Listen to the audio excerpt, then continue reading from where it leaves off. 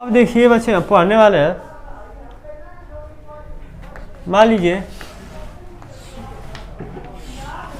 ये समय है, ये विस्थापन है, ये समय है, ये विस्थापन है, ये समय है, ठीक है। ग्राफ ऐसे ही आ गया, ठीक, ग्राफ ऐसे ही आ गया, ठीक, ग्राफ ऐसे ही दे दिया, ठीक। ग्राफ समय और विस्थापन के बीच ग्राफ यहाँ से ऐसे कर दे रहा, ठीक। ये समय बचे और ये विस्थापन, और ग्राफ ऐसे दे दे रहा, ठीक। इसका मतलब क्या होता है, इसके बारे में आपको बताना है। तो देखो हर ग्राफ की प्रवणता इसका सब कुछ डाटा दे देगा, बस हम प्रवणता खरीद निकालूंगा और सब कुछ डाटा इसके बारे में बता दूंगा क्या क्या होने वाला है। ये बताओ कि इसकी प्रवणता क्या बताता है, यहाँ दिख रहा है प्रवणता क्या बता, ये बताओ कि इसकी प्रवणता क्या बताता है, बताओ प्रवणता किसको बताता है, बताओ प्रवणता किसको बताता है।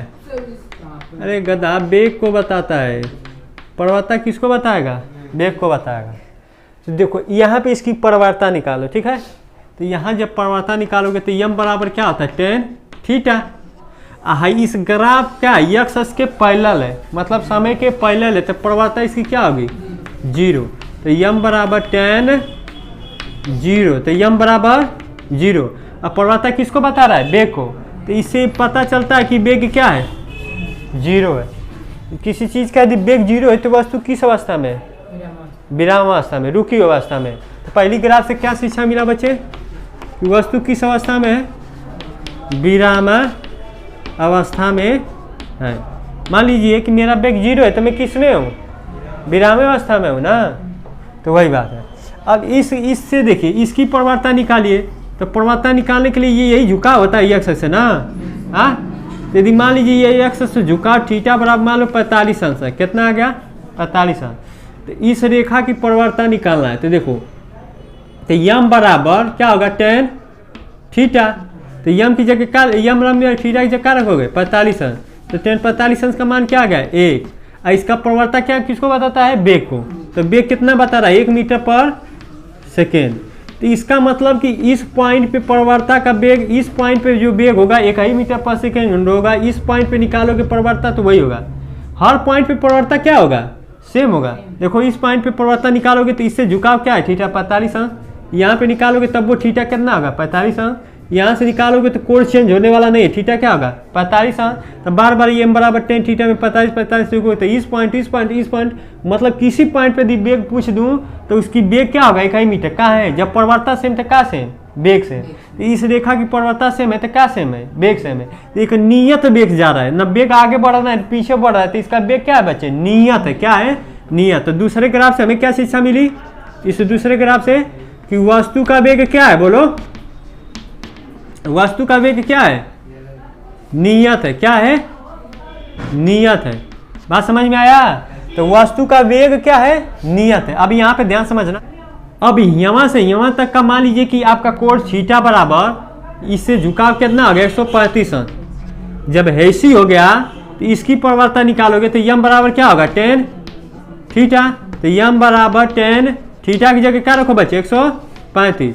तो इसको सॉल्व करोगे तो लिखोगे tan 90 प्लस 45, 90 प्लस 45। तो यम बराबर माइनस काट 45 और काट 45 अंश का मान -1। तो इस समय प्रवणता किसको बताता है, वेग। वेग कितना दिखा रहा है, माइनस। यहाँ पे वेग क्या दिखा रहा है, ऋणात्मक है। देखिए इस रेखा की प्रवणता हर पॉइंट पे सेम होगी। ये point, B point, C point पे निकालेंगे तो वही कोण बनाएगा 135 से 35 से। तो ये point, B point, C point पे एक सरल रेखा की प्रवणता क्या होती है, सेम। तो प्रवणता सेम तो क्या सेम, वेग सेम। तो वेग तो नियत है लेकिन कौन सा है, ऋणात्मक है, ठीक है ना। तो यहाँ तीसरा ग्राफ से ये मिला कि वस्तु नियत ऋणात्मक वेग से चल रही है। किसे, वस्तु का वेग तो नियत है लेकिन ऋणात्मक वेग है। क्या है, नियत ऋणात्मक वेग है। यहाँ पर वस्तु का वेग क्या है, नियत है लेकिन धनात्मक होगा, ठीक है ना। यहाँ पे वस्तु का वेग क्या होगा, वस्तु यहाँ पे वस्तु का वेग नियत और धनात्मक होगा। बात समझ में आया? यहाँ पे देखो इस पॉइंट पे इसके बारे में देखो, यहाँ पे हर पॉइंट पे देखो, हर पॉइंट पे इस वक्र है ना, तो इसके वक्र पे हर पॉइंट पे स्पर्शिक खींचोगे और हर पॉइंट पे यहाँ पे मान लीजिए थीटा बराबर 30 अंश होगा। फिर इस पॉइंट पे स्पर्शिक खींचोगे, इस पॉइंट पे बी पे खींचना, ये बी पे खींचोगे तो ये थीटा कितना बनाएगा 45 अंश खींचोगे ना। फिर ऐसे ही जब हर ए पॉइंट पे प्रवणता निकालोगे तो ए पॉइंट पे कुछ अलग प्रवणता आएगी, तो इसका वेग भी क्या होगा, अलग होगा ना। देखो ए पॉइंट पे यम ए पॉइंट पे प्रवणता निकालोगे तो टेन क्या लिखोगे 30 अंश, तो यम ए बराबर 30 अंश कमाने के बटे कड़ी में 3, तो प्रवणता वेग को बताता है। तो ए पॉइंट पे वेग क्या है, कड़ी में 3। अभी बी पॉइंट पे वेग निकालो तो यम बराबर क्या होगा बच्चे, बी पॉइंट पे प्रवणता पहले निकालो, तो बी पॉइंट पे प्रवणता निकालोगे तो स्पर्शिक खींचते हैं, स्पर्शिक का ये से झुकाव कितना दिया है 45 डिग्री, तो यम बी बराबर tan थीटा। तो ये बताइए यम बी बराबर tan थीटा का मान कितना दिया बच्चे 45 डिग्री। तो ये बताइए यम बी बराबर कितना आ जाएगा 45 अंश का मान कितना होता है 1। तो ये बताइए कि भी पे वेग कितना बता रहा है 1, तो इसके ए पॉइंट पे वेग कुछ अलग बताएगा, बी पॉइंट पे कुछ वेग अलग बताएगा। तो इसकी परिवर्तन क्या होगा, हर जब वक्र टेढ़ा, जब वक्र शब्द आ जाए तो वहाँ पे क्या होता है, वेग अलग अलग होता है। तो यहाँ पे वेग देखिए 1 बटा कड़ी में 3 है, 1 बटा कड़ी 3 से बढ़कर कितना होगा 1, तो इसके वेग में क्या हो रही वृद्धि हो रही है। तो इस ग्राफ से हमें ये शिक्षा मिलता है कि वस्तु के वेग में क्या हो रही है, वृद्धि हो रही है। वस्तु के वेग में क्या हो रही है बच्चे, वृद्धि हो रही है, वृद्धि हो रही है। अर्थात वस्तु का वेग नियत ना है, क्या है, परिवर्तित वेग है। क्या है, ये भी कह सकते हैं कि वस्तु का वेग क्या है बच्चे, यहाँ पे वस्तु का वेग क्या है, परिवर्ती है, वस्तु परिवर्ती वेग से चल रहा है, ये भी कह सकते हो, ठीक है ना। अब देखो, अब यहाँ समझना, यहाँ पे क्या होगा, देखो यहाँ पे यहाँ से यहाँ तक क्या होगा, बढ़ेगा, फिर क्या होगा, कुछ घटेगा, यहाँ पे स्पर्शिक खींचेंगे तो ये पैरेलल हो जाएगा, तो परिवर्तन यहाँ पे 0, तो क्या होगा वेग 0। फिर नीचे आएंगे तो हर पॉइंट पे, इसका नीचे आएंगे तो हर पॉइंट पे वेग क्या होगा, घटेगा ना। बात समझ में आई इसे ना। तो यही इसके बारे में चर्चा करना था और कुछ करना नहीं।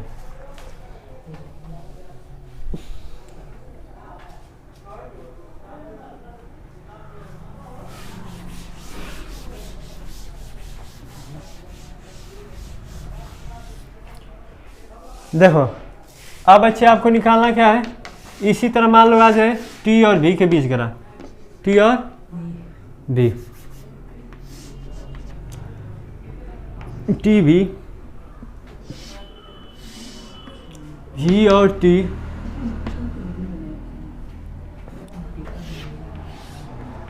टी और भी, ठीक है। ये टी है बच्चे, ये भी है, और ये बच्चे टी है, और ये भी है। वेग और समय के बीच ग्राफ है, वही एक बार है कि एक बार ऐसे आ जाए, एक बार ऐसे चला जाए, और एक बार ऐसे ग्राफ आ जाए, एक बार ऐसे आ जाए, एक बार ऐसे आ जाए, ठीक है। इसके बारे में आपको क्या इसके बारे में बताएंगे, देख ध्यान समझिए। यहाँ पे इसका प्रवर्तक क्या बताएगा, इसका प्रवर्तन निकालना है तो इसका वेग का मात्रक मीटर पर सेकेंड, इसका मात्रक सेकेंड से भाग कर दीजिए, तो मीटर पर सेकेंड स्क्वायर किसका मात्रक होता है बताओ। तो इसका प्रवर्तक किसको बताएगा, त्वरण को। बात समझे ना। तो ये बताओ कि यहाँ पे ग्राफ इस समय के पैरेलल है तो थीटा कितना होगा 0। तो इसकी प्रवर्तन निकालोगे तो यम बराबर tan थीटा, तो यम बराबर tan थीटा का मान क्या रखोगे 0, तो tan थीटा का मान 0, तो प्रवर्तक क्या हो गई 0। अपरता किसको बताता है, त्वरण का। तो त्वरण कितना आ गया, अरे भाई यम की जगह लिखोगे ना, क्योंकि प्रवर्तक किसको बता है त्वरण। तो यदि प्रवर्तक 0 तो त्वरण 0। अब त्वरण 0 होने से मतलब हम क्या समझेंगे, यदि त्वरण 0 है तो पक्का है कि वस्तु एक नियत वेग से चल रही होगी। किस वेग से चल रही होगी, नियत वेग से चलोगे। जिसकी प्रवणता 0 है उससे ये शिक्षा मिलती है कि वस्तु एक नियत वेग से, यदि 10 मीटर पर सेकंड से चल रहा है तो हमेशा किससे चल रहा होगा 10 मीटर पर सेकंड से चल रहा होगा। यदि मान लीजिए कि वो यहाँ भी 10 मीटर पर सेकंड है और उसके बाद में भी स्पीड क्या है 10 मीटर पर सेकंड रहता है, फाइनल में इनिशियल घटाएंगे तो क्या आ जाएगा वेग 0, फिर समय से भाग करेंगे तो वही त्वरण निकलता है, तो त्वरण भी 0। इसका मतलब त्वरण 0 है तो इससे ये मिलता है कि क्या होता है वेग क्या है, नियत है। वस्तु का वेग क्या है, नियत। इस पहले ग्राफ में क्या लिखेंगे कि वस्तु का वेग क्या है बच्चे, वस्तु नियत वेग से चल रही है। किस वेग से चल रही है, नियत वेग से गतिमान है। वस्तु क्या है, नियत वेग से गतिमान है। अब यहाँ पे ध्यान समझो, यहाँ पे जब परिवर्तन निकालेंगे बच्चे, मान लीजिए यहाँ से झुकाव क्या आ गया, 45 डिग्री आ गया, ठीक है। तो ये बताइए ए पॉइंट पे पूछ दूँ या बी पॉइंट पे पूछ दूँ या सी पॉइंट पे पूछ दूँ। तो जैसे हम विस्थापन की चर्चा हुई थी, सेम वही चर्चा इसकी भी होगी। तो यहाँ इसकी प्रवणता सेम तो क्या सेम होगा, एक सरल रेखा की प्रवणता क्या होगी, हर जगह सेम होगी। तो प्रवणता सेम का तका सेम, त्वरण से एक समान त्वरण होगा ना। तो v और t के बीच ग्राफ एक सीधा है, तो क्या होगा, त्वरण क्या होगा, एक समान होगा। निकाल के देख लीजिए, यम बराबर क्या निकालेंगे, tan थीटा। तो ये बताइए कि थीटा की वैल्यू कितना मान ली मैं, बोलो 45 डिग्री। तो यम का मान कितना आया, 1। यम किसको बताएगा, त्वरण को। तो त्वरण का मान 1 मीटर पर सेकेंड स्क्वायर। इसका मतलब ए पॉइंट पे निकालोगे तो वही आएगा, ए पॉइंट पे निकालोगे तो क्या आएगा, यही आएगा। फिर बी पॉइंट पे निकालोगे तो बी पॉइंट पे भी क्या आएगा, फार्मूला यही आएगा। यदि सी पॉइंट पे निकालोगे तो सी पॉइंट पे भी त्वरण क्या होगा बच्चे, यही आएगा। हर पॉइंट पे क्या होगी, प्रवणता सेम तो क्या सेम होगा, त्वरण सेम होगा। इसलिए ये एक समान त्वरण से चल रहा है। इसके समान त्वरण का मतलब त्वरण में वृद्धि नहीं होगी, हमेशा 1 मीटर पर सेकेंड स्क्वायर से चलेगा। अब देखिए इस जब इसका ये निकालेंगे तो यहाँ पे थीटा क्या होगा, 135 अंक। 90 अंश से ज़्यादा है ग्राफ ना।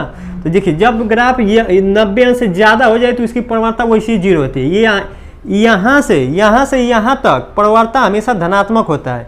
तो प्रवणता धनात्मक होगा तो वेग धनात्मक होगा, त्वरण धनात्मक होगा। अब मान लीजिए जब प्रवणता निगेटिव, जैसे ही 90 पार किए, ये ग्राफ जैसे ही बना तो प्रवणता निगेटिव तो वेग निगेटिव और त्वरण निगेटिव की बात होगी। तो चलिए जब ये ग्राफ क्या देख रहे हैं, 90 को पार कर चुका है ना, ऐसे ही झुका हुआ है, तो इसकी प्रवणता क्या होगी, निगेटिव। तो प्रवणता निगेटिव होगी तो इसका त्वरण भी क्या होगा, निगेटिव होगा। तो जैसे हम विस्थापन में सॉल्व किए थे सेम वैसे ही सॉल्व कर लेना, ठीक है। इसकी प्रवणता क्या आएगी, निगेटिव आएगी, लेकिन एक समान आएगी। एक सरल रेखा की प्रवणता क्या होगी, एक समान, ठीक है ना। तो इसका त्वरण क्या होगा, एक समान होगा, लेकिन क्या होगा, ऋणात्मक होगा। बात समझ पा रहे हो ना। यहाँ पे इसका क्या, हर पॉइंट पे स्पर्शी खींचोगे, हर पॉइंट पे स्पर्शी खींचोगे और प्रवणता लोगे, हर पॉइंट पे प्रवणता क्या होगी, अलग अलग आएगी। या प्रवणता किसको बताएगा, त्वरण को बताएगा। इसलिए इसका त्वरण हमेशा क्या होगा, एक समान नहीं होगा। इस पॉइंट पे कहीं अलग त्वरण होगा, इस पॉइंट पे कहीं अलग त्वरण होगा, इस पॉइंट पे इसका वैसे ही बता लेंगे। त्वरण बढ़ेगा, फिर यहाँ पे स्पर्शी खींचेंगे तो 0 होगा। तो यहाँ पे क्या होगा, एक समान। इस पॉइंट पे त्वरण क्या हो जाएगा, 0 होगा यहाँ पे इस पॉइंट पे बस। इसके बाद त्वरण ऋणात्मक होगा, ठीक है ना।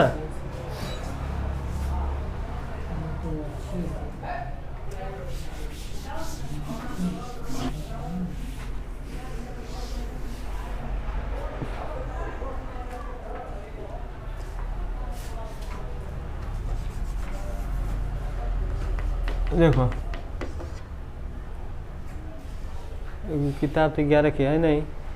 वेग समय ग्राफ के बीच यदि ग्राफ सीधा खींच दे, वेग और समय के ग्राफ विस्थापन के बीच नहीं सीधा खींचोगे।